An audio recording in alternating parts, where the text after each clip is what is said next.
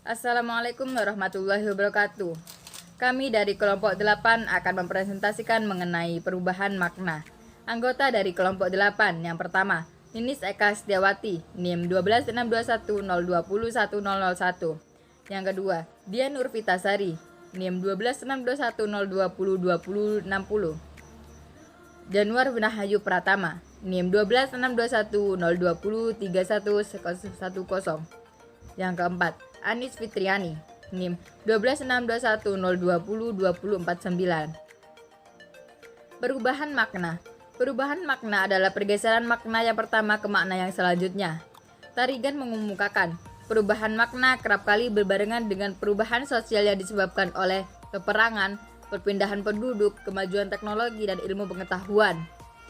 Pateda mengemukakan, perubahan makna menyangkut pelemahan, pembatasan, pergantian, pergeseran, perluasan, dan juga kekaburan makna. Dan Sayer mengemukakan, perluasan makna adalah akibat dari faktor-faktor sebagai perkembangan bahasa. Faktor-faktor yang dimaksud adalah faktor kebahasaan, kesejahteraan, sosial, psikologi, pengaruh bahasa asing, tanggapan indera, penyingkatan, gramatikal, faktor pengembangan istilah, dan faktor kebutuhan akan kata-kata baru. Sebab-sebab perubahan makna. Banyak faktor yang menyebabkan perubahan makna kata, antara lain perkembangan dalam ilmu dan teknologi, perkembangan sosial dan budaya, perbedaan bidang pemakaian, adanya asosiasi, pertukaran tanggapan indera, perbedaan tanggapan adanya penyingkatan. A. Perkembangan ilmu dan teknologi. Sayer mengemukakan bahwa perkembangan dalam ilmu dan perkembangan dalam bidang teknologi dapat menyebabkan terjadinya perubahan makna sebuah kata. Di sini, sebuah kata yang tadinya mengandung konsep makna sesuai yang sederhana tetap digunakan walaupun konsep makna yang dikandung telah berubah sebagai akibat dari pandangan baru atau teori baru dalam suatu bidang ilmu atau sebagai akibat dalam perkembangan teknologi. Sebagai contoh, perkembangan dalam bidang ilmu pengetahuan, kata sastra dari makna tulisan sampai pada makna imajinatif. Sebagai perkembangan teknologi, kata berlayar bermakna perjalanan di laut yang menggunakan perahu yang mempunyai layar. Baik, untuk selanjutnya yaitu B. Perkembangan sosial dan budaya.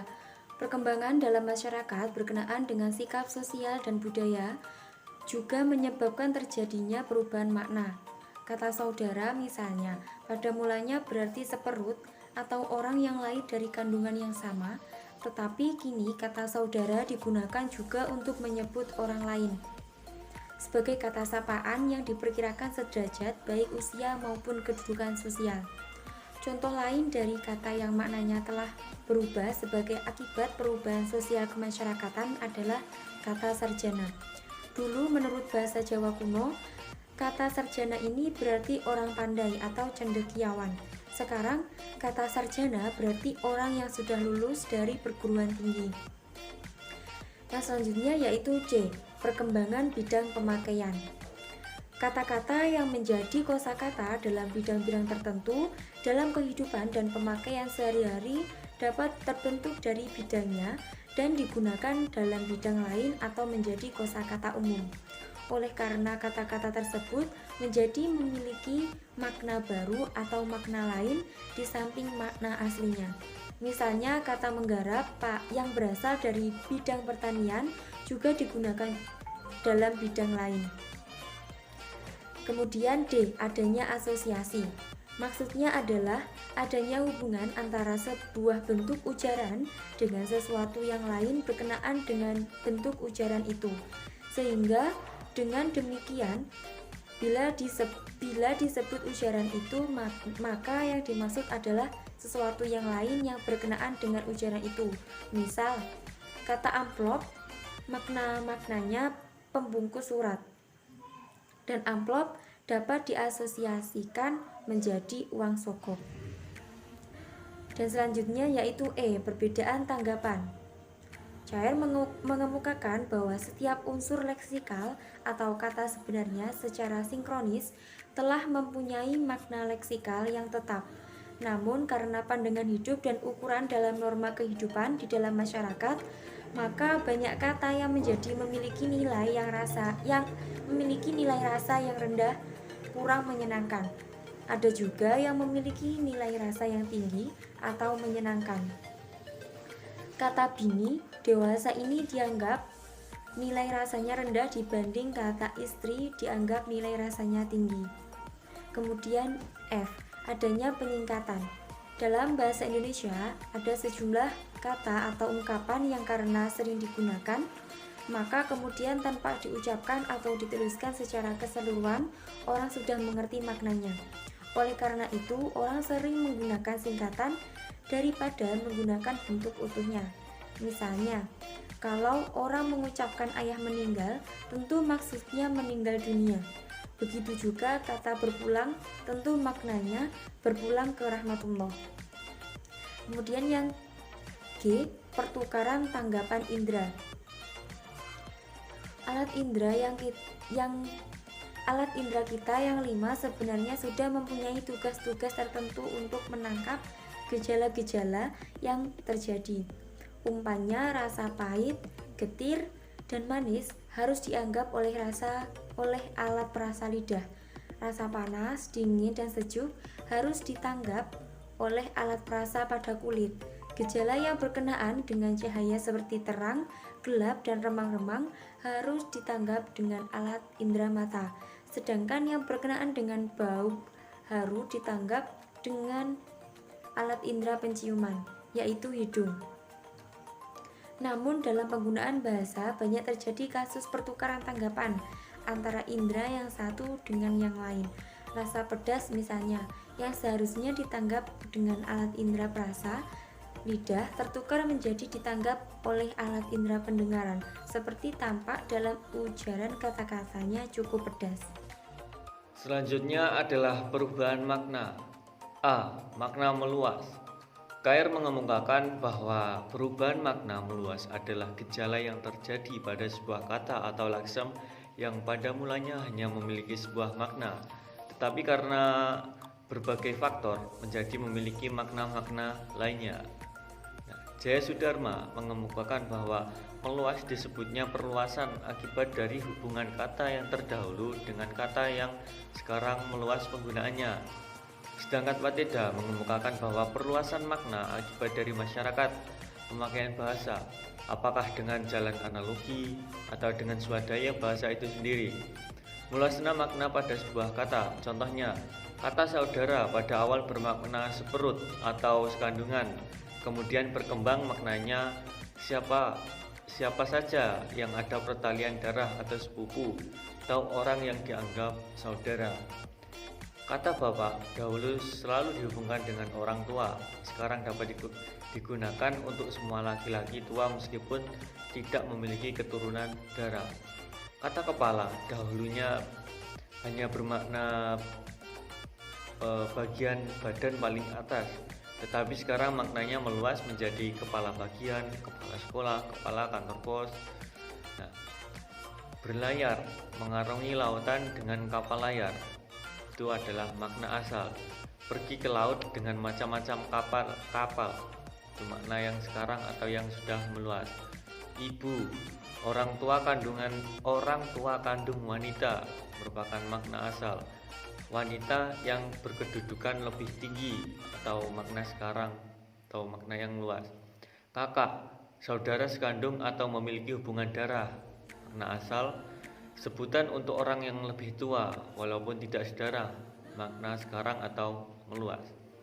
Selanjutnya adalah B. Makna menyempit. Kair mengemukakan bahwa makna menyempit adalah gejala yang terjadi pada sebuah kata yang pada mulanya memiliki makna yang cukup luas, kemudian berubah mengemukakan menyempit adalah pembatasan makna. Pembatasan makna yaitu yang memiliki lebih terbatas dibanding dengan makna semula. Contoh, kata sarjana pada mulanya bermakna orang yang berilmu, tapi sekarang sarjana hanya diperuntukkan bagi orang yang telah menempuh pendidikan tinggi. Kata ahli pada awalnya bermakna orang satu keluarga yang memiliki garis.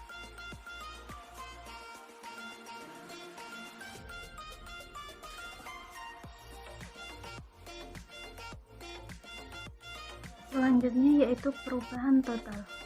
Cair mengemukakan perubahan total adalah berubahnya sama sekali makna sebuah kata dari makna asalnya, dan Jaya Sudharma tidak mengemukakan tentang perubahan total. Sedangkan Pateda mengemukakan lambang tetap, acuan berubah atau makna tetap, lambang berubah. Perubahan kata ceramah maknanya cerewet atau banyak cakap. Tetapi sekarang kata ceramah bermakna pidato atau uraian. Kata seni kebiasaannya selalu dihubungkan dengan air kencing, tetapi sekarang dihubungkan dengan banyak hal, misalnya seni musik, seni bela diri. Kata berlayar kini tetap dipertahankan walaupun orang bepergian tidak menggunakan perahu layar. Kemudian yang C, penghalusan makna. Cair mengemukakan penghalusan adalah perubahan makna meluas, menyempit atau berubah secara total yang dihubungkan dengan makna yang menjadi halus. Dan Jaya Sudharma tidak mengemukakan penghalusan makna tersebut. Sedangkan Pateda mengemukakan penghalusan makna adalah melemahkan makna, yaitu makna kata tetap dipertahankan meskipun lambangnya diganti. Contohnya yaitu kata penjara atau bui. Dihaluskan maknanya menjadi lembaga pemasyarakatan. Kata korupsi dihaluskan maknanya menjadi penyalahgunaan jabatan. Kamu bodoh banget menjadi kamu kurang bisa. Kemudian yang E, pengasaran makna.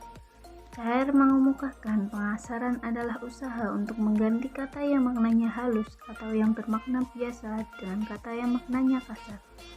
Dan Jaya Sudharma mengemukakan pengasaran makna adalah menggeser makna yang halus kepada makna menyinggung perasaan orang yang mengalaminya. Usaha atau gejala pengasaran ini biasanya dilakukan orang dalam situasi yang tidak ramah atau untuk menunjukkan kejengkelan. Misalnya kata atau ungkapan masuk kotak dipakai untuk mengganti kalah seperti dalam kalimat Lim Swee King sudah masuk kotak. Begitu juga dengan kata menjebloskan yang dipakai untuk menggantikan kata memasukkan seperti dalam kalimat polisi menjebloskannya ke dalam sel. Misalnya kata dajjal makna adalah orang yang perilakunya buruk. Kata dajjal mengalami perubahan pengasaran karena digunakan sebagai kata makian untuk orang yang nakal, jahil, atau berbuat buruk. Perubahan makna tersebut disebabkan oleh faktor-faktor asosiasi dan psikologis. Makna baru kata dajjal yang digunakan sebagai kata makian karena masih berkaitan dengan makna sebenarnya. Makna baru kata dajjal sebagai kata makian juga sebagai bentuk ungkapan emosi seseorang yang sudah memuncak melihat perilaku buruk seseorang. Kemudian kata kardus dan kecebong juga mengalami perubahan pengasaran atau dispemia. Kardus dianggap sebagai alat untuk membungkus barang yang setelah digunakan menjadi sampah dan tidak berguna. Kata kardus makna barunya menjadi lebih kasar karena digunakan untuk menyebut atau memaki orang yang tidak berguna. Makna baru pada kata kardus masih berkaitan dengan makna sebenarnya. Kata kecebong juga mengalami pengasaran. Sebelumnya, kecebong bermakna anak kata, kemudian berubah menjadi kata makian untuk menyebutkan orang-orang yang dianggap masih kecil perilakunya. Penggunaan kata kecebong juga dipengaruhi oleh faktor psikologis untuk menunjukkan ketidaksukaan seseorang terhadap kelompok pendukung tertentu. Terima kasih atas waktunya dalam menyimak video ini. Demikianlah pemaparan dari kelompok 8. Apabila ada kurang lebihnya kami mohon maaf. Wabillahi taufik wal hidayah. Wassalamualaikum warahmatullahi wabarakatuh.